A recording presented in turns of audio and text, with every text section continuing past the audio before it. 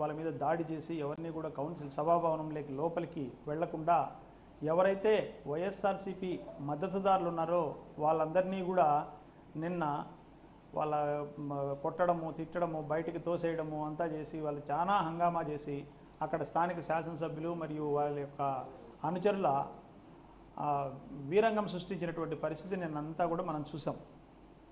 నిన్నటి నుంచి ఎప్పుడైతే సభ్యులు అక్కడికి సమావేశ మందిరానికి వెళ్ళలేదో వెంటనే ఇమ్మీడియట్గా అక్కడ ఆ సంబంధిత అధికారులు ఈ రోజుకి దాన్ని ఎలక్షన్ షెడ్యూల్ ఈ రోజుకి వాయిదా వేయడం జరిగింది. ఎలక్షన్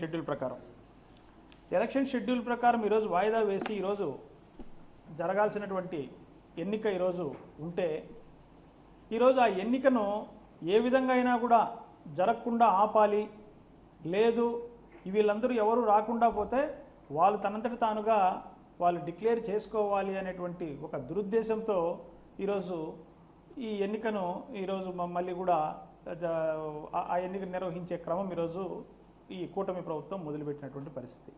దీనికి నిన్ననే ఈ పరిస్థితి ముందుగానే ఊహించినటువంటి వైఎస్ఆర్ కాంగ్రెస్ పార్టీ నిన్ననే సంబంధిత ఎన్నికల కమిషన్ గారికి ఈ ఒక రిప్రజెంటేషన్ ఇవ్వడం, ఆ రిప్రజెంటేషన్ మీద ఎన్నికల కమిషన్ వారు తర్వాత వివరణ కోరడం, తర్వాత తదుపరి ఒక డెలిగేషన్ వెళ్ళి ఎమ్మెల్సీల డెలిగేషను ఎన్నికల కమిషనర్ స్వయంగా కలవడం, కలిసిన తర్వాత వాళ్ళు కొన్ని మీకు ఏమేమి రిక్వైర్మెంట్స్ కావాలో అవన్నీ కూడా ఇన్ రైటింగ్లో రాయండి, మేము ప్రొవైడ్ చేస్తామని ఎన్నికల కమిషన్ చెప్పినప్పటికీ కూడా చెబితే దానికి కావాల్సినటువంటి మాకు రక్షణ కావాలి, అక్కడి నుంచి మేము ఎక్కడైతే ఉన్నామో మా సభ్యులు అక్కడి నుంచి వాళ్ళకి తీసుకొని వెళ్ళే విధంగా మాకు రక్షణ ఇవ్వండి అని చెప్పేసి చెప్తే ఎన్నికల కమిషను వాళ్ళకి రక్షణ కల్పించే దానికోసం అని చెప్పేసి సంబంధిత డీజీపీకి ఎన్నికల్లో ఉండేటువంటి కమిషనర్ ఎన్టీఆర్ జిల్లా కమిషనర్ గారికి ఆ ఎన్నికల అధికారులకు అందరికీ కూడా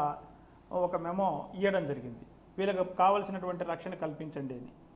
నిన్న ఈవినింగే ఎక్కడ ఉన్నారు, ఎక్కడికి పోవాలనేటువంటి పూర్తి వివరాలతో కూడినటువంటి ఒక 3వ రిప్రజెంటేషన్ కూడా నిన్న ఈవినింగ్ సాయంత్రం ఇవ్వడం జరిగింది ఎన్నికల కమిషన్కు. ఎన్నికల కమిషన్ దాన్ని అన్ని సంబంధిత అధికారులకు అందరికీ కూడా పంపించడం జరిగింది. పంపించినప్పటికీ కూడా ఎక్కడైతే నిన్న జరిగినటువంటి సంఘటనలో భయభ్రాంతులకు గురైనటువంటి కౌన్సిలర్లు అందరూ కూడా రామవరప్పాడులో ఉన్నటువంటి విజయవాడ పట్టణంలో ఉన్న రామవరప్పాడులో ఒక హోటల్లో తలదాచుకొని ఉంటే వాళ్ళకి అక్కడి నుంచి రక్షణ కల్పించండి అని చెప్తే రక్షణ ఇవ్వనటువంటి పరిస్థితి. ఒక కౌన్సిలర్ ఏమో ఆ తిరువూరులోనే స్థానికంగా ఉంటే ఆమెను కిడ్నాప్ చేయడానికి ప్రయత్నిస్తే ఆమె వెళ్ళి అక్కడ మాజీ శాసనసభ్యులైనటువంటి స్వామిదాస్ గారి ఇంట్లో ఆమె తలదాచుకోవడం జరిగింది. అలాంటి భయంకరమైనటువంటి పరిస్థితులను క్రియేట్ చేస్తే వెంటనే ఎలక్షన్ కమిషన్ ఉత్తర్వులను కూడా బేఖాతరు చేస్తాననేటువంటి క్రమంలో కోర్టును ఆశ్రయించడం జరిగింది. కోర్టు దాన్ని హౌస్ మోషన్గా కోర్టును ఆశ్రయిస్తే హౌస్ మోషన్ మూవ్ చేయడం వల్ల ఆ పిటిషన్ నిన్న రాత్రి ఫైల్ చేసినటువంటి పిటిషన్ ఇప్పుడు 10 గంటలకు విచారణకు కోర్టు కూడా తీసుకోవడం జరిగింది. కోర్టు విచారణ తీసుకుంటే కోర్టు విచారణలో వచ్చినటువంటి ప్రభుత్వ న్యాయవాది కూడా మేము రక్షణ కల్పిస్తున్నాము, అన్ని రకాలుగా మేము ఇస్తున్నాము అని చెప్పేసి కోర్టుకు చెప్పడం. కోర్టుకు చెబితే కోర్టు ఏ అధికారితో రక్షణ కల్పిస్తున్నారు, ఎక్కడి నుంచి ఎక్కడికి వాళ్ళకి రక్షణ కల్పిస్తున్నారు, ఏ అధికారి దీంట్లో మీరు రెస్పాన్సిబుల్ చేస్తున్నారు అని చెప్పి ఒక ఏసీపీ అధికారిని స్థాయి అధికారిని ఒకరిని డిప్యూటేట్ చేసి అతని ద్వారా అతని డీటెయిల్స్ అన్నీ కూడా కోర్టుకు ఫర్నిష్ చేసి అతని ద్వారా రక్షణ కల్పించండి అని చెప్పేసి డైరెక్షన్ ఇవ్వడం కూడా జరిగింది. ఇచ్చినప్పటికీ కూడా కోర్టు ఆ ఉత్తర్వులను ఇచ్చి ఒక అర్ధగంట లోపల మళ్ళీ దాన్ని నాకు పూర్తి వివరాలను సమర్పించమని కోర్టు దాన్ని డిస్పోజ్ చేయకుండా పెండింగ్లో ఉంచినప్పటికీ కోర్టులో మ్యాటర్ పెండింగ్లో ఉందని తెలిసి కూడా ఇప్పుడు అక్కడ ఉన్నటువంటి వెళ్ళినటువంటి కౌన్సిలర్లను ఆ ఏకుండూరు మండలంలోని పడమట మాధవరం అనేటువంటి గ్రామం వద్ద వాళ్ళ కూటమి సభ్యుల యొక్క మంది మార్బలంతో అక్కడికి వెళ్ళినటువంటి వాళ్ళతో పాటు సపోర్ట్గా వెళ్ళినటువంటి జిల్లా అధ్యక్షుడైనటువంటి అవినాష్ గారిని అరెస్ట్ చేయడం, అరుణ్ని అరెస్ట్ చేయడం, ఎమ్మెల్సీ గారిని, తర్వాత ఆ నియోజకవర్గ ఇన్ఛార్జ్ అయినటువంటి స్వామిదాస్ గారిని ముందస్తు అరెస్టులో భాగంగా వాళ్ళని అరెస్ట్ చేయడం, వెంటనే ఇమ్మీడియట్గా వాళ్ళందరినీ కూడా చుట్టుముట్టి కొంతమంది మాబ్ని తీసుకొని వచ్చి ఆ కౌన్సిలర్లను చుట్టుముట్టితే కౌన్సిలర్లందరూ కూడా వెనుదిరిగేటువంటి పరిస్థితి ఇప్పుడు ఉత్పన్నమైంది.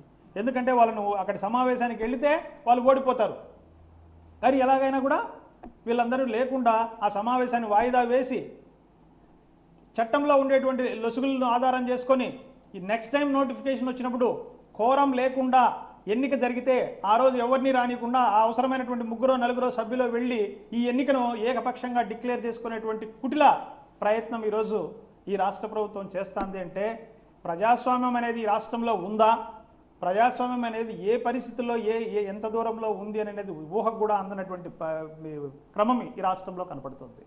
ముఖ్యంగా కోర్టులో కేసు పెండింగ్ ఉంది, 10 గంటలకు విచారణ తీసుకునింది, ఒక అర్ధగంట లోపల ఎక్కడెక్కడ రక్షణ కల్పిస్తున్నాం ఏమి చెప్పమనింది.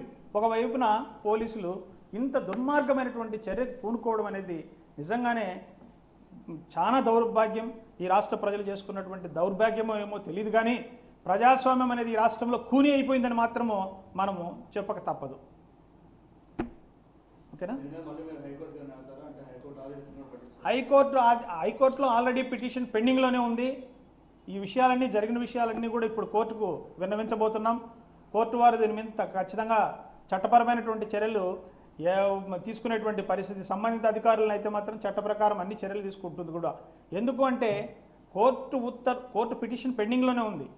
ఒక అరగంటలో ఏ అధికారిని మీరు డిప్యూటేట్ చేస్తున్నారో అధికారి ద్వారా ఏ విధమైనటువంటి ప్రొటెక్షన్ ఇస్తున్నారు అని అడిగి మీరు మాకు చెప్పమని చెప్తే అంతలోనే ఇలాంటి అధికార దుర్వినియోగం చేసి అక్కడ ఉన్నటువంటి పోలీసులే అసలు ఎవరైతే ఈ రాష్ట్రంలో రక్షించాల్సినటువంటి వ్యక్తులు ఎవరైతే ఉన్నారో వాళ్ళే ఈరోజు భక్షించేటువంటి పరిస్థితి.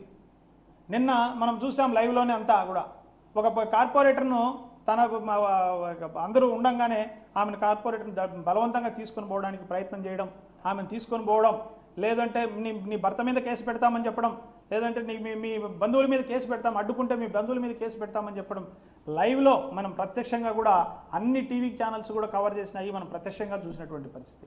ఇంత దుర్మార్గమైనటువంటి పరిస్థితి రాష్ట్రంలో ఎప్పుడూ కూడా చూడని పరిస్థితి ఈరోజు ఈ ఉప ఎన్నిక సందర్భంగా చూడాల్సినటువంటి పరిస్థితి మనకు వచ్చింది. కౌన్సిలర్ను అడ్డుకున్నారు. కౌన్సిలర్ను మాధవరం అనేటువంటి విలేజ్ పక్కన ఉన్నటువంటి రోడ్లో కౌన్సిలర్ను వెళ్ళినటువంటి నాయకులను అయితే పోలీసులు మిమ్మల్ని అరెస్ట్ చేస్తున్నాం, మీరు ముందస్తు అరెస్టులో భాగంగా మీరు అరెస్టుకు సహకరించమని చెప్పేసి వాళ్ళని అడుగుతున్నారు. వాళ్ళ చుట్టూ కూడా పోలీసులు మరియు అక్కడ ఉన్నటువంటి వాళ్ళ అనుచరులు మోహరించినటువంటి పరిస్థితి. ఇంకా మా మీద ఎక్కడ దాడి చేస్తారో అనేటువంటి పరిస్థితుల్లో వాళ్ళు అక్కడ ఉన్నారు. మరి పోలీసులు రక్షణ కల్పిస్తే వెంటనే పోయి ఈరోజు సభాభవనం లేకపోయి వాళ్ళు ఈరోజు సమావేశంలో పాల్గొనేటువంటి పరిస్థితి ఉంది. ఒకవేళ పోలీసులు ఏ విధమైనటువంటి రక్షణ కల్పించకపోతే అక్కడికి పోయి వాళ్ళు దెబ్బలు తిని లేదంటే ప్రాణాలు పోగొట్టుకోవాల్సిన